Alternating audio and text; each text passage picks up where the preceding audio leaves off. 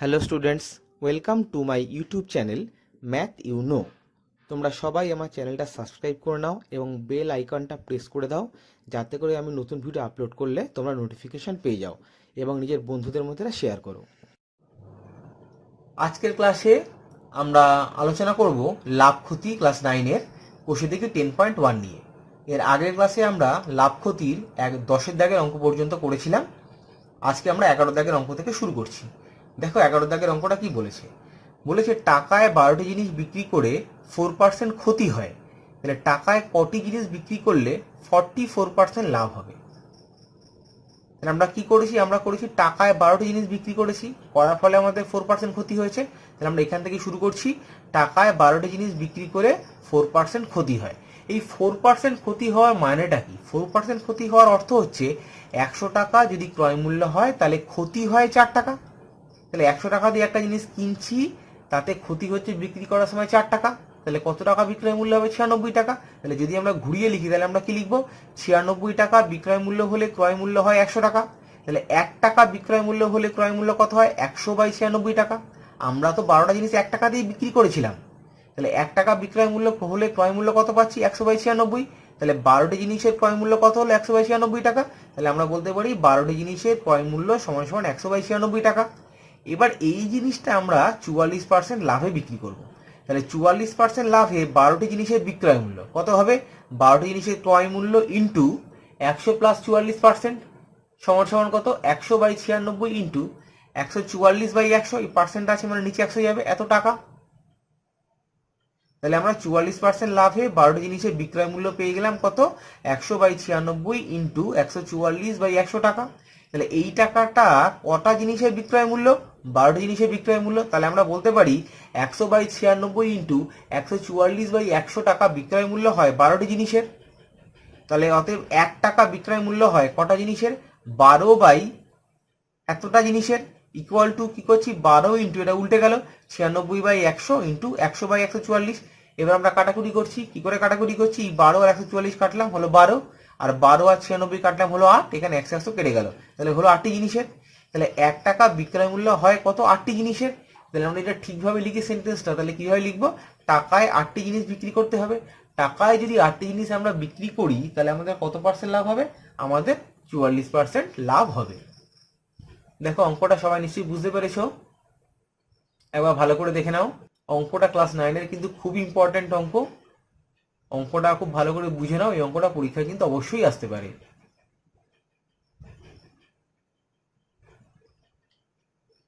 আচ্ছা, এবার আমরা চলে যাচ্ছি 12 দাগের অঙ্কটায়। দেখো 12 দাগের অঙ্কে কি বলেছে। 12 দাগের অঙ্কে বলেছে রমা পিসি দুটি শাড়ি তৈরি করে একটি 15% এবং অপরটি 20% লাভে বিক্রি করলেন। তারপর কি হচ্ছে? তার মোট লাভ হলো 262.50 টাকা। শাড়ি দুটির উৎপাদন ব্যয় 1:3 হলে শাড়ি দুটির প্রত্যেকটির উৎপাদন ব্যয় কত?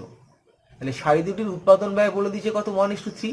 মানে শাড়ি দুটি উৎপাদন করতে যা খরচ হয়েছে তার অনুপাত হচ্ছে 1:3।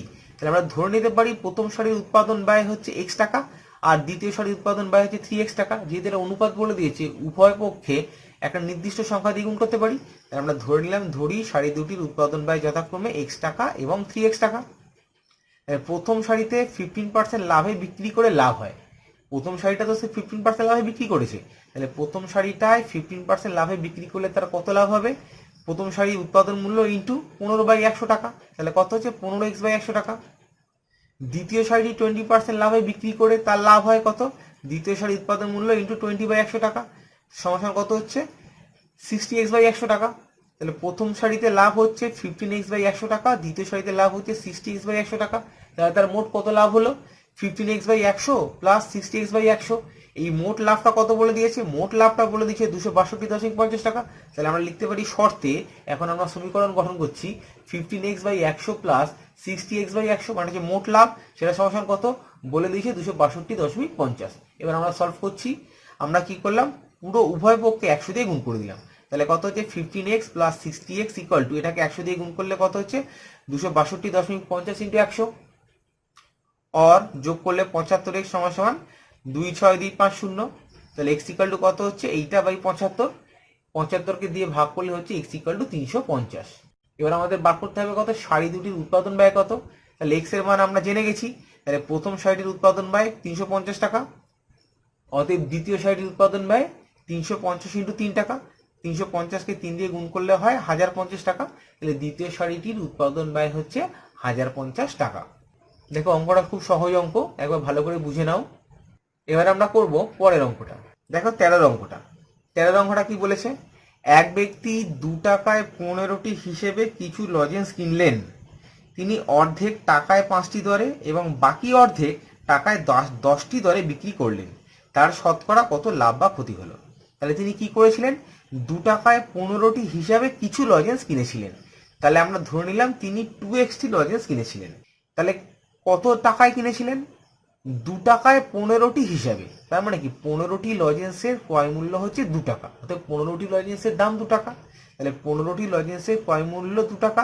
একটি লজেন্সের ক্রয় মূল্য কত, 2/15 টাকা। কটা লজেন্স কিনেছিলেন, 2x, তাহলে 2x লজেন্সের ক্রয় মূল্য 2/15 ইন্টু 2x টাকা। তাহলে সমান কত হচ্ছে, 4x/15 টাকা। এটা হচ্ছে কি 2x লজেন্সের ক্রয় মূল্য। তাহলে আমাদের ক্রয় মূল্য কত বেরোলো, 4x/15 টাকা। এবার কি ঘটনা ঘটেছে, এবার তিনি অর্ধেক লজেন্স টাকায় 5টি দরে, অর্ধেক লজেন্স মানে কিনেছিলেন তো 2x লজেন্স, তাহলে তার অর্ধেকটা সমান কত, x লজেন্স। তাহলে তিনি x লজেন্স টাকায় 5টি দরে বিক্রি করেছিলেন। তাহলে 5টি লজেন্সের বিক্রয় মূল্য 1 টাকা। x লজেন্স কি করেছিলেন, টাকায় 5টি দরে বিক্রি করেছিলেন তো, তাহলে 5টার বিক্রয় মূল্য 1 টাকা। তাহলে 5টি লজেন্সের বিক্রয় মূল্য 1 টাকা, অতএব একটি লজেন্সের বিক্রয় মূল্য 1/5 টাকা, আর x লজেন্সের বিক্রয় মূল্য কত, 1/5 ইন্টু x টাকা। এখন আমাদের কাছে কটা লজেন্স পড়ে আছে, এখন x লজেন্স পড়ে আছে। তাহলে তিনি বাকি অর্ধেক x লজেন্স টাকায় 10টি দরে বিক্রি করলেন। টাকায় 10টি দরে বিক্রি করার অর্থ কি, 1 টাকা বিক্রয় মূল্য হয় 10টি লজেন্সের। তাহলে 1 টাকায় 10টি দরে x লজেন্সের বিক্রয় মূল্য আমরা একবারে বার করে দিলাম x/10 টাকা। তার কারণ কি, কারণ 10টি লজেন্সের বিক্রয় মূল্য 1 টাকা, একটা লজেন্সের বিক্রয় মূল্য কত, 1-এর 10 টাকা, আর x লজেন্সের বিক্রয় মূল্য x/10 টাকা। সেটা আমরা একবারে করে দিচ্ছি। তাহলে মোট বিক্রয় মূল্য কত বেরোলো, আগের x লজেন্সের বিক্রয় মূল্য ছিল x/5 টাকা, আর এখন x লজেন্সের বিক্রয় মূল্য হলো x/10 টাকা। তাহলে মোট বিক্রয় মূল্য কত হলো, x/5 প্লাস x/10 টাকা সমান আমরা লসাগু করে দিলাম, 5 আর 10 এর লসাগু হচ্ছে 10 টাকা। তাহলে উপরে হচ্ছে কত, 2x প্লাস x সমান 3x/10 টাকা। তাহলে এটা হচ্ছে মোট বিক্রয় মূল্য। কত টাকা দিয়ে কেনা হয়েছিল, লজেন্সগুলোর ক্রয় মূল্য কত ছিল, 4x/15 টাকা, এটা ছিল ক্রয় মূল্য। আর লজেন্সটার বিক্রয় মূল্য কত হলো, বিক্রয় মূল্য হলো 3x/10 টাকা। তাহলে তার কি হলো, লাভ হলো না ক্ষতি হলো। তাহলে আমরা বিয়োগ করে দেখি, তার লাভ হয়েছে 3x/10 মাইনাস 4x/15। বিয়োগ করলে হচ্ছে কত, লসাগু করলে 10 আর 15 লসাগু হচ্ছে 30। তাহলে 30কে 10 দিয়ে ভাগ করলে 3, 3 ইন্টু 3 9x মাইনাস এটা 8x। তাহলে কত হচ্ছে, x/30 টাকা। তাহলে তার লাভ হচ্ছে কত, x/30 টাকা।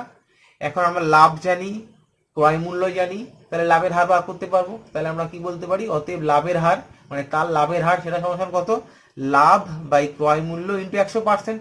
সূত্র সমান লাভ মানে কত, x/30 বাই ক্রয় মূল্য কত, 4x/15 ইন্টু 100% সমান। এবার কাটাকুটি করো, x/30 ইন্টু এটা উল্টে গেল 15/4x ইন্টু 100%। কাটাকুটি করছি, এখানে x কেটে গেল, 15 30 কাটছে 2, এখানে 4 আর 100 কাটছে 25। তাহলে 25/2%, 25কে 2 দিয়ে ভাগ করলে হয় কত, 12.12%। তাহলে তার লাভের হার কত, তার লাভের হার 12.12%, অথবা তার লাভের হার হচ্ছে 12.5%। পয়েন্ট দিয়েও রাখতে পারো, 12.12 হিসেবেও রাখতে পারো, দুভাবে রাখলেই অঙ্কটা ঠিক। অঙ্কটা একবার দেখে নাও।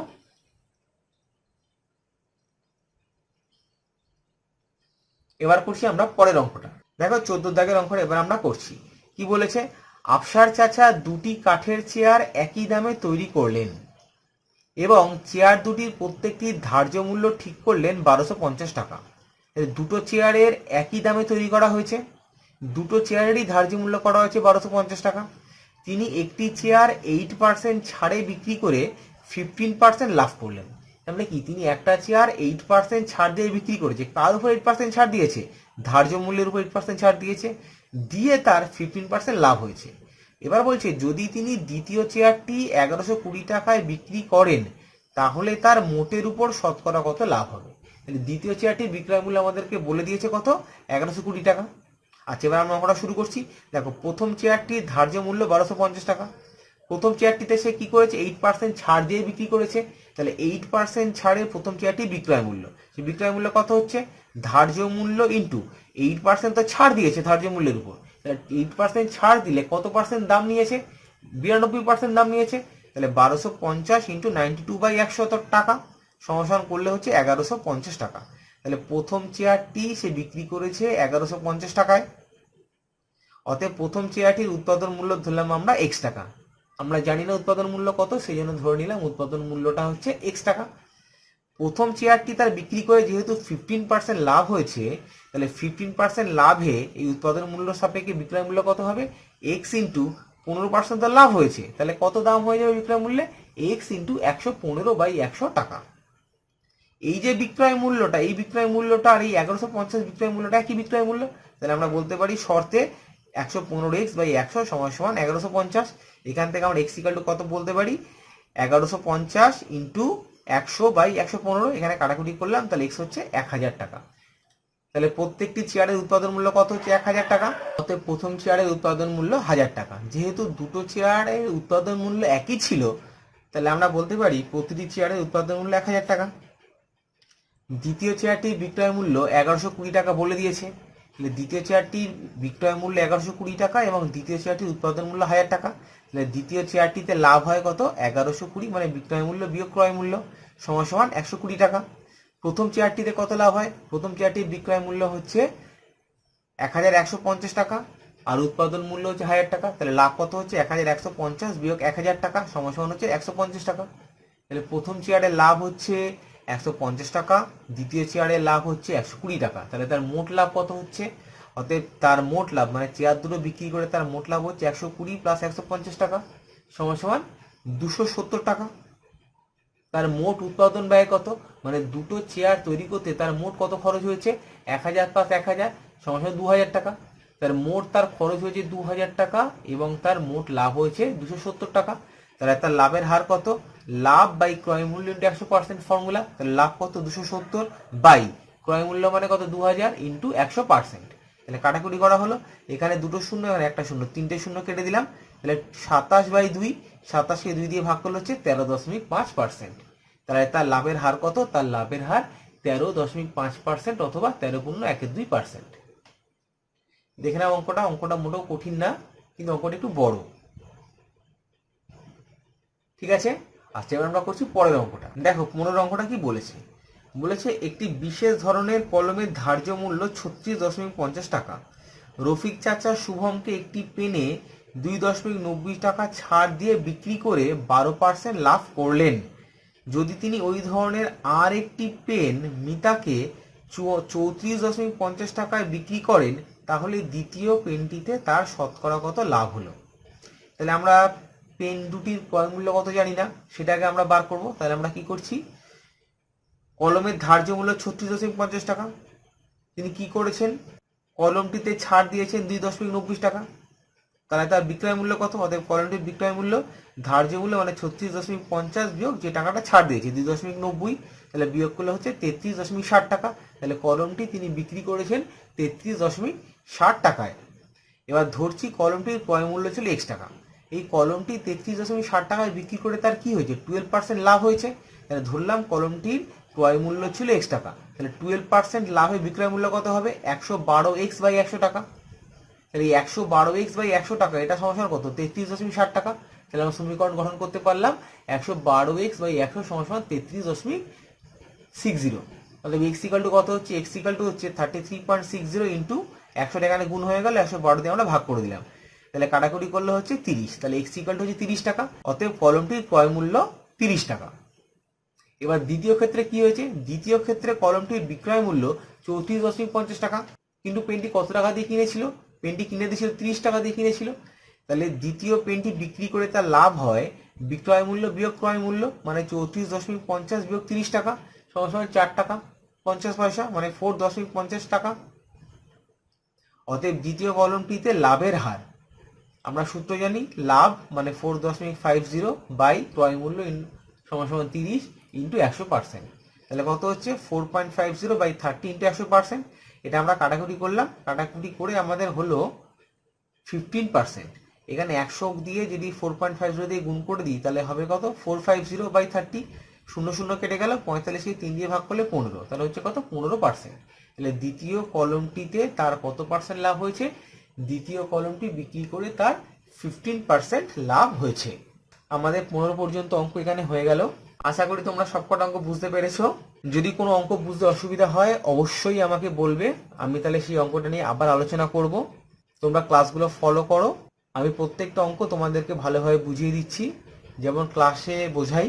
তোমরা বন্ধুদের সঙ্গে শেয়ার করো যারা এই সময় ক্লাস করতে পারছে না কিংবা অঙ্ক করতে যাদের অসুবিধা হচ্ছে, তাদের সাথে তারাও এটা করতে পারে। আজকের মতো ক্লাস এখানেই শেষ করছি। তোমরা সবাই খুব ভালো থাকবে।